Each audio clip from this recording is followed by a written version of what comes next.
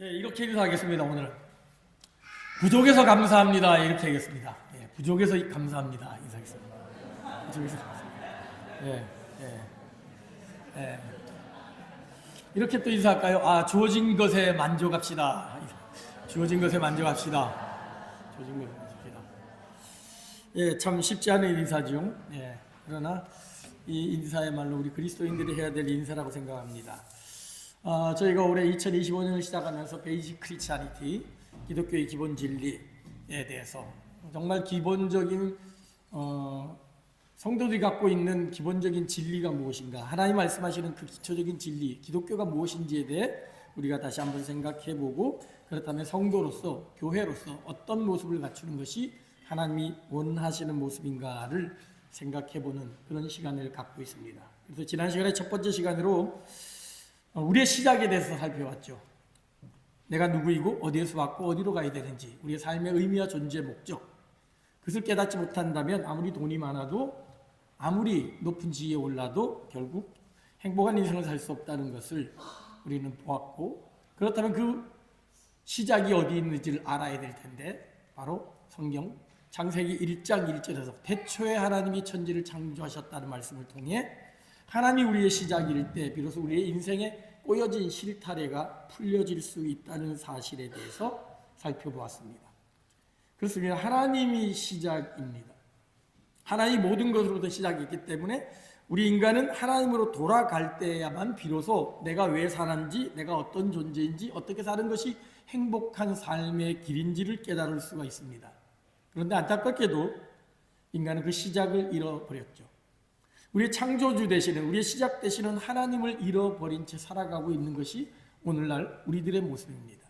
그래서 인생은 각자가 자기의 삶의 목표를 정하고 삶의 방식을 정하고 이것이 행복이다라고 제각각 자기의 길을 얘기하고 있죠.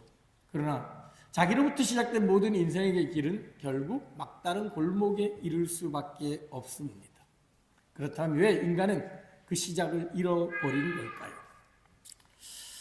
대표적인 무신론자인 유대인 학자 유발 하라리라는 사람이 쓴 사피엔스라는 책이 있습니다. 그 책을 읽어보게 되면 인류가 어떻게 지금 만물의 영장으로 모든 이 지구를 넘어서서 우주를 다스리는 존재가 되었을까? 역사적으로 고찰을 해보니까 고대는 최소한 6종 이상의 유인원이 있었다는 거죠. 우리가 들어봤던 네안데르탈인, 가장 강력하고 힘이 셌던 그 종족이 있었고 다른 종족이 있었는데 그 중에서도 가장 약하고 작았던 호모사피엔스가 어떻게 최종 승자가 될 수 있었느냐, 이거를 이제 논리적으로 하나하나 해석해 가고 있습니다. 재미있는 것은 그 사람 이야기 중에 가장 재미있는 건 뭐냐면, 어떻게 이 몸도 약하고 이론도 작은 사피엔스가 모든 인류를 결국 모든 동식물들을 다 정복하는 만물의 영장이 될 수 있느냐? 쉽게 말하면 거짓말이라 이렇게 설명합니다. 인지혁명이라고 불려지는 이 거짓말을 통해 사람의 의사소통하는 것을 이 사피엔스가 배우기 시작했다는 거죠. 그러면서 온갖 거짓말들을 가지고서 하나로 모으게 됐고, 거짓말로 저쪽에 뭐가 있다 이러면서 자기네 부류들을 모으기 시작했고, 그 거짓말이 점점 커지다 보니 뭐가 됐냐? 신화가 됐다는 거죠. 그리고 그 신화를 붙들고 살다가 나중에는 어떤 체계적인 신화가 됐는데 그게 바로 종교라는 거죠. 그래서 인간이 신화를 만들어내고 종교를 만들어냈다. 결국 그 힘이 다른 어떤 부류의 종족보다도 더 강력한 힘, 예를 들면 우리가 말하는 신앙의 힘이죠. 우리는 공산주의 핍박에도 어떤 외부의 압력에도 굴하지 않고 굳건히 뭉칠 수 있다는 게 뭐냐? 다 그런 거짓말로 인한 어떤 신화가, 종교가 그 부리를 그렇게 모아놨다라는 거죠. 그러면서 그런 인지혁명으로 시작을 해서 농업혁명과 과학혁명을 통해 가지고 결국 인류는 최종 승자가 되었다라는 거죠. 그런데 문제는 뭐냐? 이렇게 최종 승자가 된 인간이 정복하지 못한 부분이 있죠. 그게 뭐죠? 과학도, 문명도, 온갖 피조세계도, 심지어 우주까지 정복을 했는데 정복하지 못한 유일한 분야가 바로 신의 영역이죠. 죽음의 문제, 생명의 문제죠. 그래서 인간은 그 죽음의 영역을 도전하기 위해서 유전공학을 만들고 생명공학을 만들고 수많은 것들을 만들면서, 그래서 그 사람이 다음에 쓴 책이 호모 데우스라는 책입니다. 호모, 인간인데 데우스, 신이 된 인간이라는 책이죠. 처음에 그가 사피엔스라는 책을 쓰면서 이런 이야기를 합니다. 우리가 어디서 왔고 누구이고 어디로 가야 되는지 알기 위해서 나는 이 책을 쓴다라고 말하면서 그 책의 말미에 이렇게 이야기합니다. 인간이 신을 발명할 때 역사는 시작되었고 인간이 신이 될 때 역사는 끝날 것이다. 말씀드린 바와 같이 거짓말을 통해 가지고 신화를 만들고 종교를 만들어서 인간이 신을 만들어냄으로 말미암아 역사가 계속적으로 발전해 갔다는 거죠. 근데 마침내 인간이 신이 될 때 역사는 결국 끝날 거다, 그렇게 예언을 합니다. 그의 책 중에 실려있는 이런 주장이 있습니다. 물론 완전히 해결된 건 아니지만 이 문제는 이제 자연에 불가해하고 통제 불가능한 폭력이 아니라 관리할 수 있는 문제가 됐다. 이제는 어떤 신이나 성자에게 이 문제를 우리에게 구해달라고 기도할 필요가 없다. 우리는 기아와 역병과 전쟁을 막으려면 어떻게 해야 되는지, 무엇을 해야 되는지 잘 알고 있고 대개는 잘 막아낸다. 제가 하라리한테 가가지고 코로나 지난 다음에 너 이 주장 지금도 통하냐 이렇게 물어보고 싶었어요. 전쟁의 문제, 러시아 우크라이나 전쟁 하는데 그래 잘 통제하고 있냐? 하라리의 주장은 그거죠. 아무리 코로나 기승하고 아무리 이스라엘 전쟁이 있고 러시아 전쟁이 있다 할지라도 인간이 잘만 지혜를 모으면 이 전쟁도 통제하고 이 질병도 통제하고 우리는 건강하고 무병장수하며 잘 살 수 있을 것이다라고 그렇게 주장하는 거죠. 그 주장이 호모데우스라는 책에서 좀 더 진전됩니다. 그는 이렇게 이야기합니다. 전례 없는 수준의 번영, 건강, 평화를 얻은 인류의 다음 목표는 과거의 기록과 현재의 가치를 고려할 때 불멸, 행복, 신성이 될 거다. 굶주림과 질병, 폭력으로 인한 사망률을 줄인 다음에 할 일은 노화와 죽음 그 자체를 극복하는 거다. 하라리 주장에 의하면 이제 늙을 걱정 없습니다. 노화 문제 해결돼요. 죽음 문제도 이제 곧 해결될 거라는 겁니다. 짐승 수준의 생존 투쟁에서 인류를 건져 올린 다음 할 일은 인류를 신으로 업그레이드하고 호모 사피엔스를 호모 데우스로 바꾸는 거다. 호모 사피엔스라는 인간이 호모 데우스, 신이 된 인간의 모습으로 바꾸는 것으로 인간은 끊임없이 진화해 가고 있다는 거죠. 인간을 신으로 업그레이드할 방법이 뭐냐? 그 사람이 세 가지 방법을 얘기하는데 하나가 생명공학. 인간은 복제인간이 이제 만들어내잖아요. 생명을 창시한다고 합니다. 비록 복사 수준이지만. 그 다음에 사이보그 공학. 과학과 기계와 인간을 같이 만들어가지고 하나의 인간을 만들어낸다는 거죠. 각기 뭐 로봇캅 뭐 이런 거 나오고 영화에 많이 나오잖아요. SF 영화에. 그 책에 보면 그런 거 있습니다. 한 사람, 실제 사람인데 이 팔을 잃었습니다. 그런데 기계팔을 달았어요. 근데 기계팔이 어떻게 움직이느냐?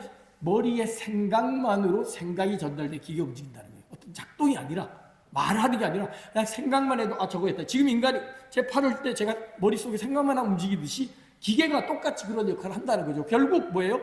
인간의 몸에 아주 극소수 부분만 내놓고 전부 기계로 인간이 될 수 있다라고 그렇게 주장하고 있는 거죠. 과연 유발 하라리 주장처럼 인간이 신이 될 수 있을까요?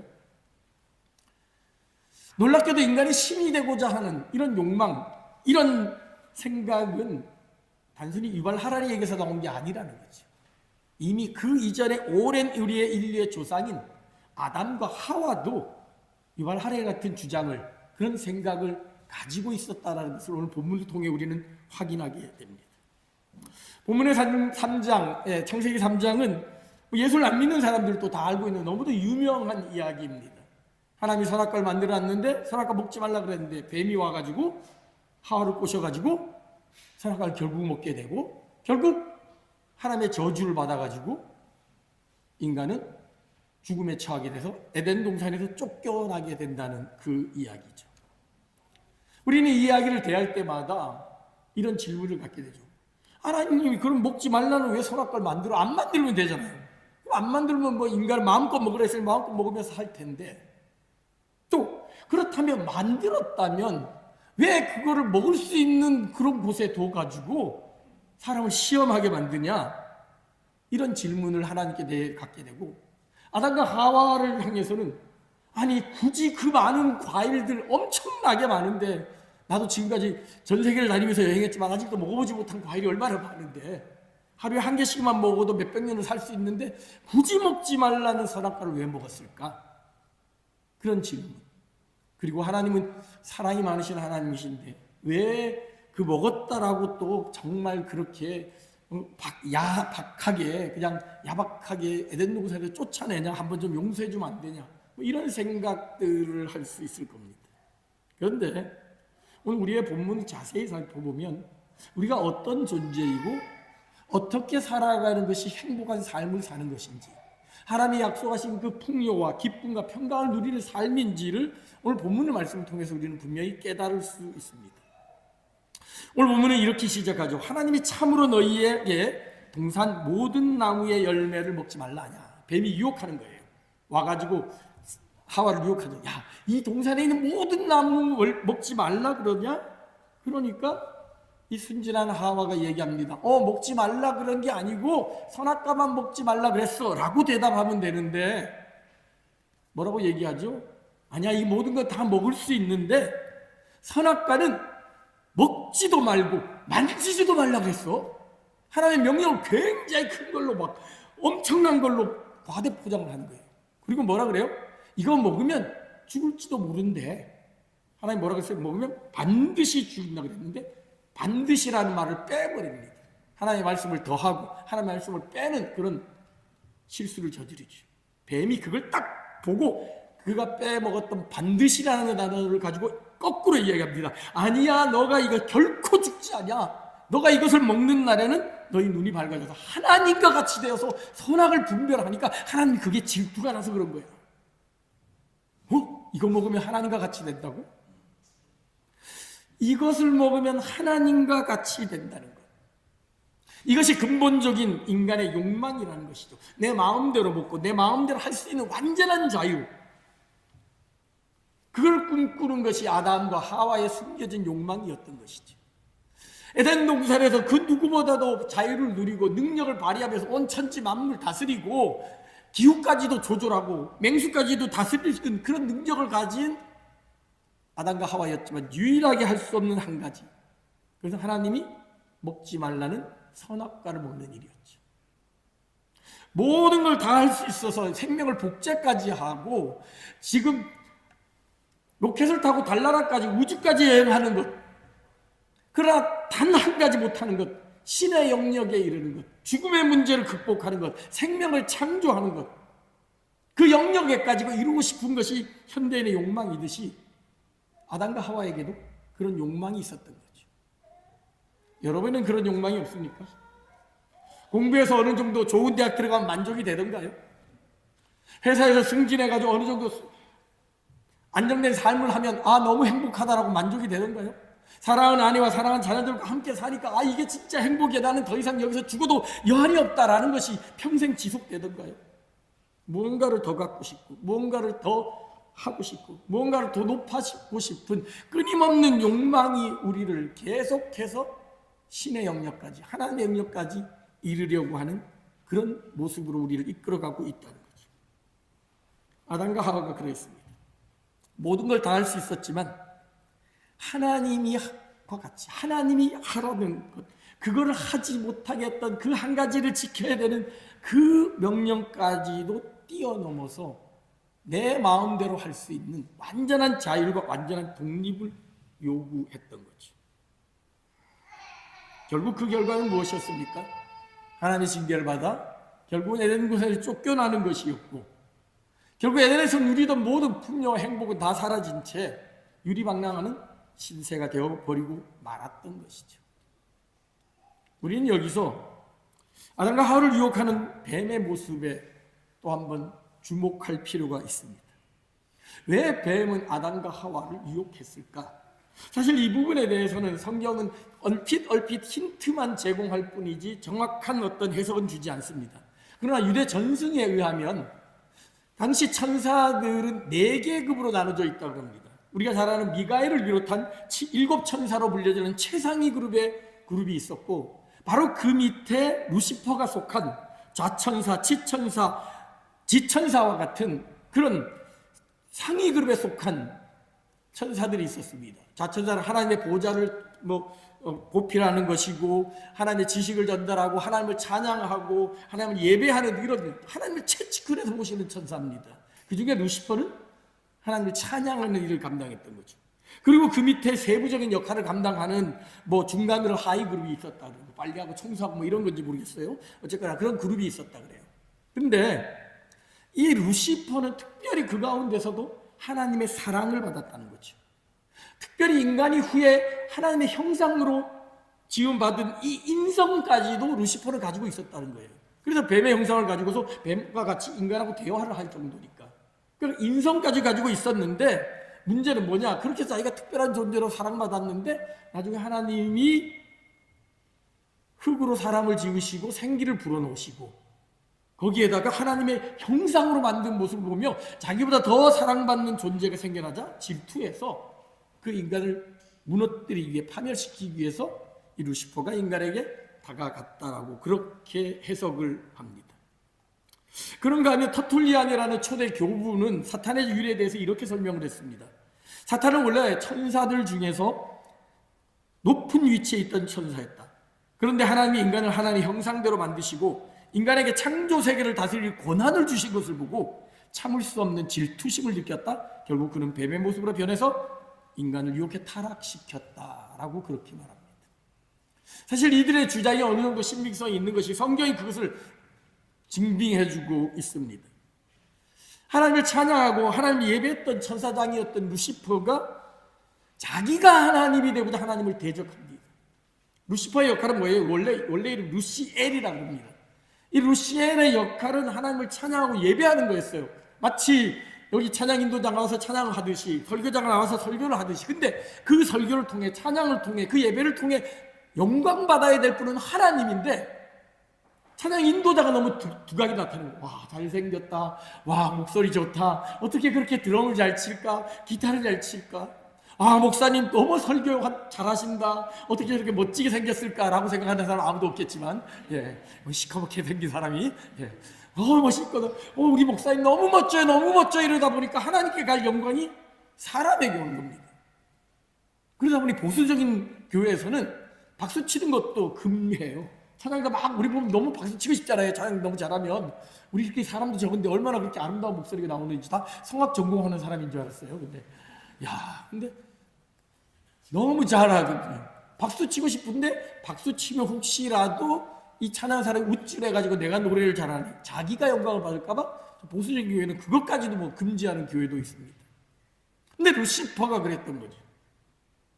하나님께 예배하고 하나님께 영광을 돌려야 되는데 자기가 그거 갖고 싶은 거예요. 그래서 반란을 일으킵니다. 근데 그 반란에 참여한 천사가 얼마나 되는지 아세요? 계시록 12장에 이렇게 기록되어 있습니다. 보라, 7머리에 10뿔을 가진 붉은 용이 있는데 그의 머리들 위에 7개의 관이 있으며 그의 꼬리가 하늘의 별들 중에 3분의 1을 끌어다가 땅에 내던져. 하늘의 별들 중에 3분의 1, 천사를 얘기했는데 천사 3분의 1이 반역을 일으킨 거예요. 하나님에 대해서. 천상 전쟁이 벌어진 겁니다. 결국 다 어떻게 됩니까? 지옥불에 다 떨어져 버리게 되죠. 예수님 시대 보면 수많은 사탄들이 나타나가지고 난리를 치는 장면들이 나옵니다.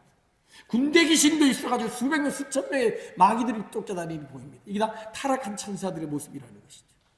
결국 하나님은 그들을 하나님의 심판된 지옥으로, 무정행으로 내던져 버립니다. 베드로후서 2장입니다.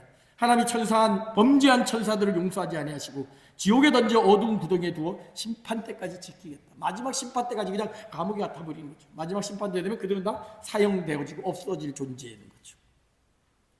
그러면 천사들이 하나님의 피조물로서 하나님을 찬양하고 예배하고 이 피조세계를 다스려야 될 존재인데 왜 하나님을 대적했을까?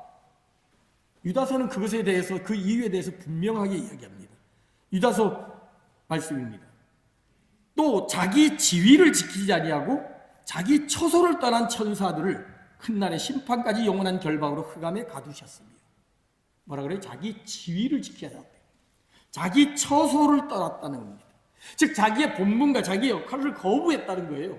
나 더 이상 하나님을 찬양하기 싫어. 내가 찬양 받으려고 그랬어. 내가 맨날 이런 시다바리 일만 해야 되나? 난 싫어. 나도 다른 일 하고 싶어. 나라고 꼭 이 일을 해야 돼. 나도 저 일을 하고 싶어. 내 마음대로 내가 하고 싶은 것들을 하려고 자기가 해야 될 역할들을 하기 싫은 거예요. 예를 들면 우리 교회에서 새해가 되면 여러 가지 역할들을 맡겼습니다. 저 사람 하는 게 더 멋있어 보여. 난 이거 안 하고 저거 할래. 그렇게 돼버린 거죠. 어떻게 될까요? 그 공동체는 난장판이 되겠죠. 회장이 해야 될 역할이 있고, 총무가 해야 될 일이 있고, 회계가 해야 될 역할이 있고, 찬양팀이 해야 될 일이 있고, 예배팀이 해야 될 일이 있는데, 주방팀이 해야 될 일이 있는데 나 싫어 그러면서 내가 왜 여기 해야 돼? 자기 자리를 떠나버려서 야 저게 멋있어 보니까 오늘은 난 찬양할래. 오늘은 좀 귀찮으니까 나는 저기 가서 뒤쪽에 앉아 있을래. 사람들 만나고 싶고 난 예배 주보 나누기는 할래. 이런 일들이 벌어져 버렸던 거죠. 이사야 선지자는 바벨론 왕의 교만을 빗대면서 사탄의 모습이 어떠한지를 분명하게 고발합니다. 이사야 14장입니다. 내가 내 마음에 이르기를 내가 하늘에 올라 하나님의 뭇별 위에 내 자리를 높이리라. 내가 북북 지폐의 산 위에 앉으리라. 가장 높은 구름에 올라 지극히 높은 이와 같아지리라 하는도다. 내 자리를 높이고 싶고 마침내 어디까지 올리냐? 저 신의 영역 지극히 높은 이와 같이 같아지고자 하는 것이 바로 사탄의 모습이요 타락한 인류의 숨겨진 욕망이라는 것이죠. 결국 아담과 하와는 이러한 사탄의 유혹에 넘어가 하나님의 명령을 거역하고 선악과를 따먹음으로 말미암아 하나님의 진노를 사 에덴 동산에 쫓겨나고 맙니다. 그러면 우리 또 이런 질문을 하게 되죠. 하나님 사탄을 통해서 분명히 보았는데 굳이 아담과 하와에도 왜 또 그런 실수를 저지르도록 내버려 두셨을까? 이런 일들이 생겨나면 위험을 방지하기 위해서라도 선악과를 만들지 말든지 아니면 선악과를 꼭꼭 숨겨놓으면 되잖아요. 근데 왜 하나님은 그 선악과를 두셔가지고 아담과 하와가 유혹에 빠져서 그것을 먹게 만들었을까 하는 질문을 하게 됩니다. 근데 놀라운 것은 하나님 모든 것이 의도적이었다는 것이죠. 성경은 선악과가 동산 중앙에 있었다라고 기록하고 있습니다. 3절을 보십시오. 동산 중앙에 있는 나무의 열매는 하나님이 금지하신 선악과는 어디 꽁꽁 숨겨진 거나 어디에 찾아가고 탐험해서 찾아내야 되는 곳이 있는 것이 아니라 동산 중앙 어디에서나 볼 수 있는 그곳에 있었다는 거죠. 그 얘기는 뭐예요? 아담과 하와가 아침에 자고 일어났을 때 첫 번째로 밖을 보면 보이는 게 뭐예요? 선악과입니다. 저녁에 잠들기 전에 석양에 누우면서 마지막으로 둘러보았을 때 눈에 보이는 게 뭐예요? 선악과예요. 하나님은 선악과를 일부러 아담과 하와가 가장 잘 보이는 곳에 두게 하셨다는 겁니다. 이건 하나님의 의도라는 거죠. 왜 하나님은 그러면 그걸 먹으면 영원한 심판을 받아서 사탄처럼 될 수 있는데 죽을 수밖에 없는 존재가 되는데 그 선악과를 왜 동산 중앙 한가운데 두신 것일까? 하나님 그 선악과를 동산 중앙에 두심으로 말미암아 선악과를 통해 우리의 존재가 누구인지 우리의 위치와 역할이 무엇인지를 분명히 일깨워주기 원하셨다는 것이죠. 너는 무한정의 자유를 가지고 있는 존재이지만 단 하나 지켜야 될 것이 있다. 내 말을 순종해야 한다. 내가 누리는 모든 자유와 행복은 하나님의 말씀에 순종할 때 주어지는 것이라는 것을 일깨워주기 위함이라는 겁니다. 너는 창조주가 아니고 피조물이라는 사실을 일깨워주는 겁니다. 그것을 깨닫게 하기 위하여서 하나님 일부러 동산 중앙에 선악과를 두면서 그 명령을 계속해서 되새기게 했다는 거죠. 제가 들었던 이야기 중에 아주 인상 깊은 이야기가 있습니다. 한 교회가 주차장이 없어가지고 인근에 있는 주차장 건물을 빌려서 썼습니다. 상당한 돈을 주고 썼는데 그 주차장 주인이 딱 한 주만은 렌트를 안 해주는 거예요. 그러니까 그 주만 되면 교회가 난리가 납니다. 수백 대의 차들이 어디로 가지 못해가지고 막 인근 주차장 도로변 하다 딱지도 끊고 막이를 벌어져요. 그래서 교회 지도자들이 가가지고 왜 이 주는 안 되냐. 그러니까 그 주가 뭐 행사가 있나 봤더니 주차장이 텅 비어 있어요. 근데 주차장 텅 비어 있는데 왜 한 주 안 빌려주시니까 제가 그 해주면 다른 때보다도 2배, 3배를 줘서라도 내겠다 이러니까 안 된다는 거예요. 근데 그 소리를 듣고 한 친구가 그 주차장 주인한테 물었대요. 아니야, 왜 한 주는 왜 안 빌려주냐? 그 주 되면 돈 두세 배로 더 준다는데 왜 그러냐? 너 그때 뭐 주장 쓰는 거야? 아니래요. 근데 왜 안 주냐? 그래. 그 주차장 주인이 하는 말이 걸작이었습니다. 그래야 지가 주인이 아닌 줄 알지. 그래야 지가 주인이 아닌 줄 알지. 52주 내내 빌면 당연한 것을 여긴다는 거죠. 그러면 내 것 쓰는 것처럼 착각한다는 거죠. 한 주 딱 못 쓰게 만들어갖고, 야, 임마, 니들은 내가 금지하면 얼마든지 쫓겨날 수 있는 존재야. 이걸 일깨워주기 위해서 한 주는 안 빌려준다는 겁니다. 하나님이 그런 못된 심보인은 아니지만, 동산 중앙에 뒀다는 건 뭐냐면, 너의 진정한 행복이 어디서 나오느냐? 하나님을 예배하고, 하나님 말씀에 순종하고, 하나님의 정하신 한계 안에 있을 때 진정한 행복을 누릴 수 있다는 것을 일깨워주기 위함이라는 것이죠. 그렇습니다. 인간의 진정한 행복은 하나님이 정해주신 한계 안에 있을 때 행복을 누립니다. 이것을 굳이 비유한다면, 신호등에서 빨간불이 불편하죠. 빨간불 없으면 얼마나 편합니까? 막 그냥 달려올 수 있잖아요. 정지선 불편하잖아요. 중앙 분리대 불편하지. 왜 그런 제한을 뒀죠? 결국 그 빨간 신호등이, 그 중앙 분리대가, 그 정지선이 사람의 안전을 보장시켜주는 거죠. 빨간불일 때 건너가야 되고, 파란불일 때 가야 되고, 빨간불일 때 멈춰야 되는 것이 때로는 우리에게 있어서 불편하게 느껴지고, 시간 없는데 바쁜데 멈춰야 되냐라는 그런 답답함은 가져다 줄지 모르지만, 그것이 사람들의 안전을 지켜주고 자동차의 사고를 방지시키는 것처럼, 하나님이 정해주신 그 울타리, 하나님이 정해주신 수많은 계명과 율법들이 사실은 우리의 행복과 안전을 위해 필요한 것이라는 것을 하나님이 일깨워주기 원하셨던 것이죠.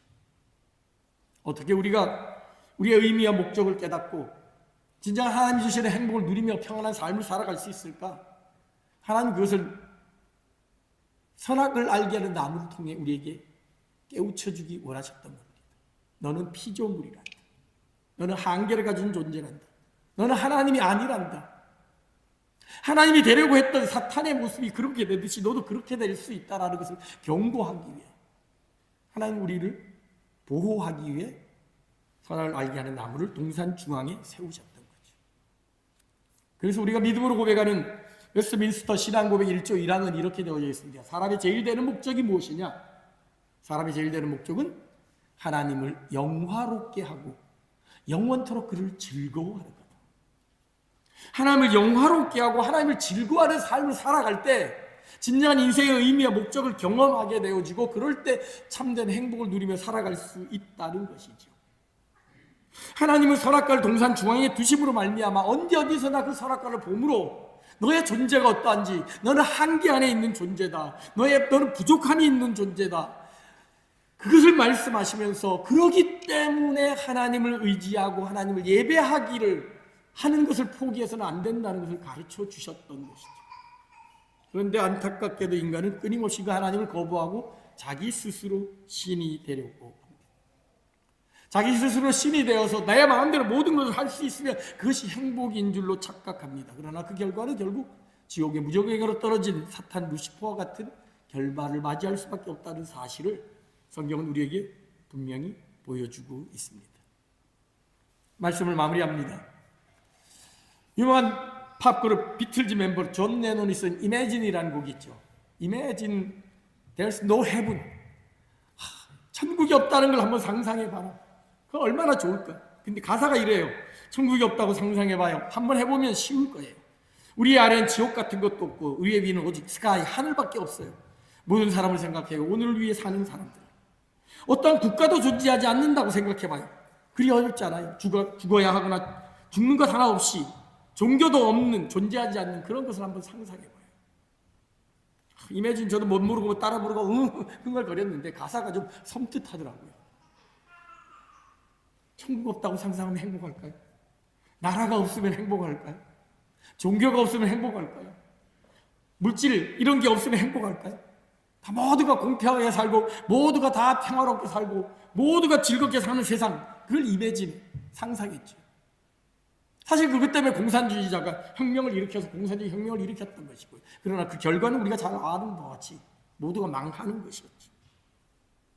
존 레논은 천국이 없다면, 나라나 국경이 없고 종교가 없다면 인간은 정말 행복할 것이라고 그렇게 상상합니다. 그것은 뭐예요? 절대적인 기준이 없는 내가 기준이 되는 세상이죠. 국가가 정한 법률도 귀찮고, 천국에서 말하는 성경의 법률도 귀찮고, 어떤 종교가 이야기하는 율법도 귀찮고, 그냥 내가 기준이 돼서 내 마음대로 하면 그것이야말로 얼마나 행복하겠냐. 그것이 존 레논의 주장이었죠. 그리고 그것은 성경에서 사사시대에 왕이 없으므로 자기 소견에 옳은 대로 행했던 그 사사시대의 모습을 그대로 보여주죠. 안타깝게도 오늘날 현대는 그런 기준을 잃어버린 시대입니다. 절대적인 기준을 잃어버렸습니다. 하버드 총장이 이야기했던 것처럼 오늘날 젊은이들의 가장 큰 비극은 흔들 수 있는 깃발, 부를 수 있는 노래, 따를 수 있는 신조, 믿을 수 있는 지도자를 잃어버린 거라고 이야기하듯이, 절대적인 진리를 잃어버리고 모든 사람들이 다 상대적인 것에 너는 그렇게 생각하면 나는 이렇게 생각한다, 서로를 존중해줘라, 이런 세상을 우리는 지금 살아가고 있습니다. 어떤 절대적인 진리는 그건 나한테는 맞지 않고 나에게 맞지 않으면 그거는 비진리라고 생각하는 그런 시대입니다. 사실 스티븐 호킹의 빅뱅 이론으로부터 시작해가지고 도키스에 만들어진 신, 또 크리스토퍼 히친스의 신은 위대하지 않다, 필 주코만의 신 없는 사회, 샘 해리스의 종교의 종말, 기독교 국가의 보냄신, 이런 무신론자들의 책들, 주장이 굉장히 인기를 끌고 있습니다. 근데 이 무신론자들을 가리켜서 신무신론자라고 그러는데, 이 신무신론자들의 특징이 뭐냐면, 예전에 무신론은 그냥 니는 믿냐 난 안 믿는다 이거였어요. 근데 이 신무신론자는 너는 믿냐 그거 위험한 거야, 믿으면 안 돼, 신은 없어, 가짜야, 그러면서 적극적으로 유신론을 공격합니다. 그 중에 타켓이 기독교죠. 그래서 10여 년 전 지난 주일에도 말씀을 드렸던 것처럼 영국에 아예 대규모로 광고를 해서 도키스가 돈 내고 해서 구걸해가지고 버스에다가 내리 놓가, 하나님 없을 거야, 그래 don't worry, be happy, 하나님 없을 거니까 맘 놓고 즐겨라 라는 그런 카피 문구를 새겨놓으면서 사람들에게 신이 없다는 것을 강조하는 도전적인 모습으로 변해버리고 말았습니다. 이런 무신론자들의 주장을 이렇게 분석을 해보니까 결국 이 존 레녹스라는 하버드 대학의 교수이자 유신론자인 이분이 이런 책을 썼습니다. 무신론자들의 헛발질. 결국 그들이 하는 모든 주장이 헛발질이다라는 거죠. 그러면서 그들이 주장했던 그 주장에 대해서 과학적으로, 이성적으로, 논리적으로, 그래서 도키스하고 아주 심각한 토론을 2번이나 벌이기도 했고요. 그 책에서 결국 이 존 레녹스가 결론 내린 게 이겁니다. 왜 이 신무신론자들이 이렇게 주장을, 목소리를 높일까? 그들의 공통적인 주장이 뭘까 할 때 한 3가지 정도로 요약이 된다는 거죠. 첫째는 종교는 위험한 망상이다. 결국 그 종교는 폭력을 조장하고 전쟁으로 이어진다. 이게 IS라든지 9.11 테러라든지 이런 걸 연상시키죠. 그래서 종교는 없어져야 된다라고 주장하는 거죠. 없어져야 돼. 여기까지 누구예요? 공산주의 혁명이죠. 종교는 해악이다, 인민의 아편이다, 종교 없애려고 그랬잖아요. 근데 이 사람들은 무신론자들은 조금 다르게 나갑니다. 그 종교가 없으면 그럼 어떻게 하냐? 과학이 그 일을 할 거라는 거죠. 과학이 절대적인 윤리 기준이 될 것이고, 과학이라는 것은 인간의 이성의 집단적인 산물로서 이성으로 측정 가능하고 경험으로 되어진 것들, 우리의 논리, 우리의 머리로 합리적인 것으로 받아들여지는 거기 때문에 모든 사람이 그것을 공감할 거다, 그렇게 얘기를 합니다. 그리고 결론적으로 얘기하는 게 뭐냐면 하나님 없어도 선해질 수 있다. 무신론은 완벽한 윤리를 제공한다라고 이야기합니다. 특별히 필 주커먼의 신 없는 사회 책을 읽어보게 되면, 제가 그 책을 읽어보다가 그동안 앞에서 머리라도 치워받고 싶었었는데, 신이 없는 사회가 훨씬 더 도덕적이라는 거예요, 윤리적이라는 거예요. 그래서 뭔 얘기를 하냐면, 우리가 살고 있는 스웨덴을 예를 들어요. 북유럽을 예를 들어요. 여러분, 스웨덴은 무신론이 가장 강한 나라입니다. 사무엘 헌팅턴의 보고에 의하면, 조사에 의하면 공산권을 빼고 러시아나 발트 삼국이나 이런 몇몇 공산권을 빼고서는 서방 사회 중에서는 가장 무신론이 많은 나라, 신을 안 믿는 나라가 스웨덴입니다. 덴마크도 그렇고요, 노르웨이도 그렇고. 그러니까 이 주커버리 그런 얘기를 하는 거예요. 거 봐라, 북유럽이 이렇게 신을 안 믿는 무신론 사회인데 가장 도덕적이지 않냐, 가장 윤리적이지 않냐. 그러니까 실없는 사회에도 얼마든지 윤리적이 도덕적일 수 있다라고 그렇게 주장을 하더라고요. 동감하십니까? 제가 머리를 확 받고 싶었어요. 야, 이 바보야, 지금 스웨덴이 도덕적으로 윤리적이 있는 게 왜 그런지 아냐? 수백 년간 기독교라는, 루터교라는 그 틀 안에서 사람들이 성경을 통해서 정의를 배우고 도덕을 배우고 윤리를 배워서 그것이 삶의 기본이 되어서 다른 사람을 돌아보고 섬기고 베푸는 거지, 처음부터 신이 없는 상태에서 그게 생겨났냐? 아니잖아요. 한국이 가장 어른들을 공경하는 사회라 그러죠. 왜 그럴까요? 거봐라, 한국처럼 신흥국가에는 이렇게 어른을 잘 섬긴다 이렇게 얘기하나요?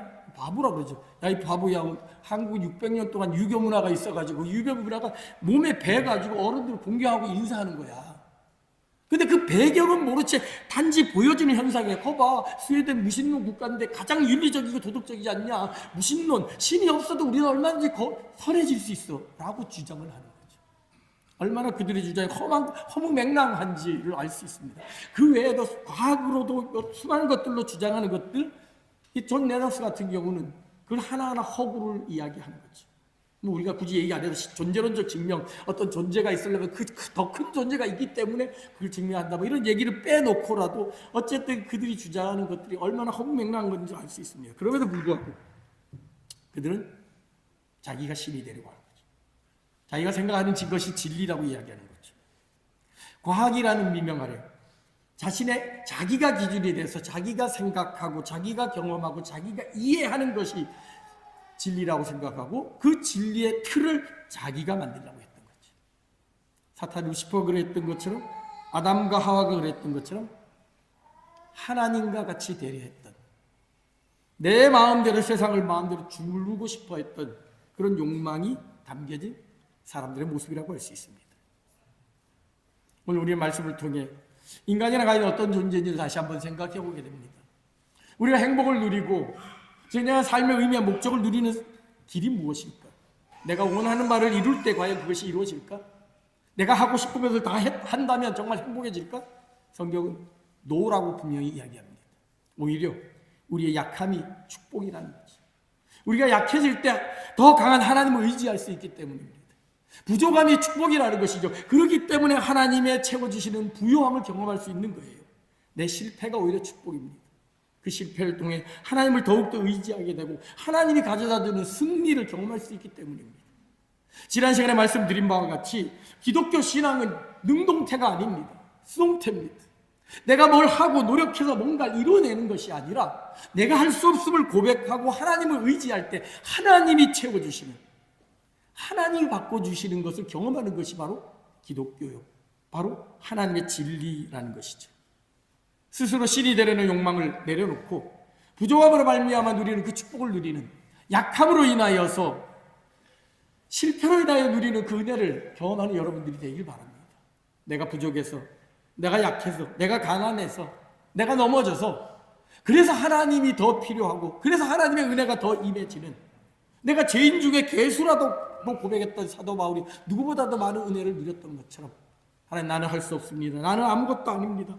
그러나 주의 사랑이, 주의 능력이 나를 모든 것을 채울 줄로 믿사오니 그 주님 의지하며 나아갑니다 라는 고백하며, 아침에 눈을 뜰 때마다 동산 중앙에 있는 선악을 알게 하는 나무를 보면서 나는 하나님을 예배하는 존재구나, 하나님 안에 있을 때, 하나님이 정한 한계에 있을 때 내가 행복한 인생이다 라는 사실을 고백하며 믿음으로 하나님을 의지하며 하나님의 은혜를 사모하며 나아가도록 말미암아 하나님이 주시는 진정한 에덴의 평강을 누리는, 그 행복을 누리는 그런 저와 여러분, 우리 모두가 되기를 주님의 이름으로 축원합니다.